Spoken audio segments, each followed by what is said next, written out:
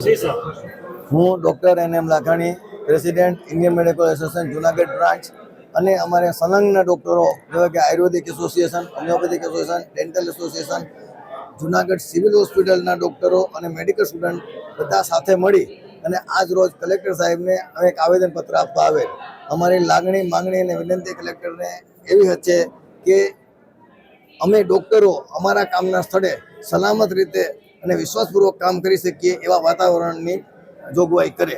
ગઈકાલે જુનાગઢ સિવિલ હોસ્પિટલની અંદર એક ડૉક્ટર એક દર્દી રાત્રે 1:30 વાગે સારવાર માટે આવેલ અને એનું સારવાર દરમિયાન મૃત્યુ થયા બાદ લોકોએ ડૉક્ટરોને, મેડિકલ સ્ટાફને ખૂબ માર મારેલ અને એ બધા આજે તાત્કાલિક સારવારમાં દાખલ કરવા પડે એવી પરિસ્થિતિમાં છે અને હોસ્પિટલની અંદર અનેક પ્રકારની તોડફાડ કરેલ છે.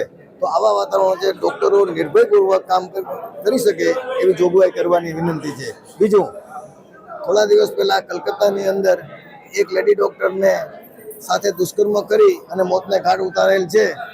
આવા ભયભીત વાતાવરણની અંદર ડૉક્ટરો કામ કેવી રીતે કરી શકે? તો એમને યોગ્ય સલામતી આપવા માટે જરૂરી હોય એવા સરકાર કાયદાઓ કરે અને એની નીચેથી ઇમ્પ્લિમેન્ટેશન જે અધિકારીઓ છે એને ઇમ્પ્લિમેન્ટ કરી અને અમને સલામતી બક્ષે એવી અમારી વિનંતી છે.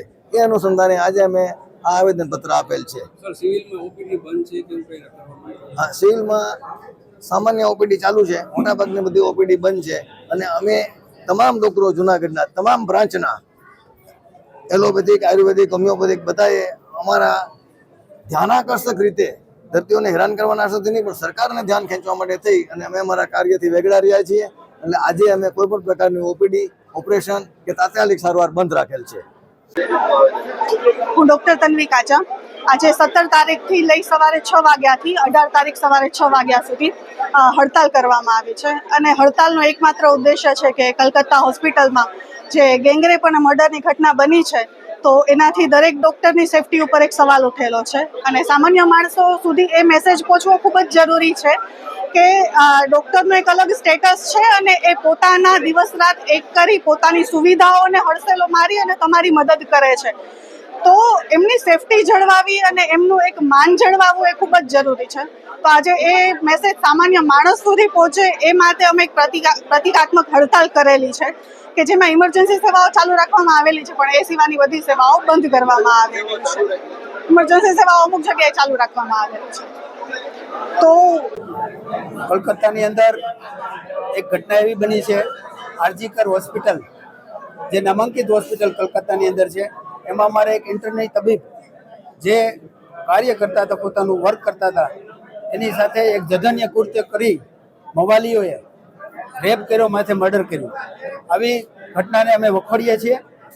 આજે જુનાગઢની અંદર આઈએમએ સાથે અમે સમર્થનમાં આયુર્વેદિક, હોમિયોપેથિક તેમજ ડેન્ટલ અને પેરામેડિકલ પર્સન આ સાથે 600-700 ડૉક્ટરોએ આજે હડતાલ કરી અને એ લોકોની સાથે, આઈએમએની સાથે અમે જોડાણા છીએ. આવી ઘટના વારંવાર બને છે.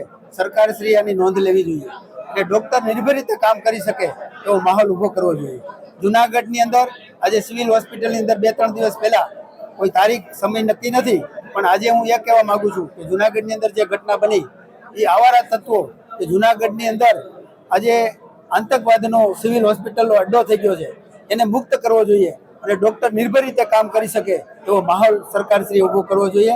અને હું તો એવું કહું છું કે જુનાગઢ સિવિલ હોસ્પિટલની અંદર તમામ પોલીસ સ્ટાફ ખડે પગે રહેવો જોઈએ અને જે મેઇન આઈસીયુ છે, ત્યાર પછી ઓપરેશન થિયેટર છે, જેવા જે મલ્ટિપલ વર્ક કરતા હોય ત્યાં ડૉક્ટર પોતાની રીતે નિર્ભય રીતે કામ કરી શકે એવો માહોલ ઊભો કરવો જોઈએ. અને હું તો એવું કહું છું કે જુનાગઢની અંદર હોસ્પિટલની અંદર, સિવિલ હોસ્પિટલની અંદર પોલીસ સ્ટેશન બનવું જોઈએ.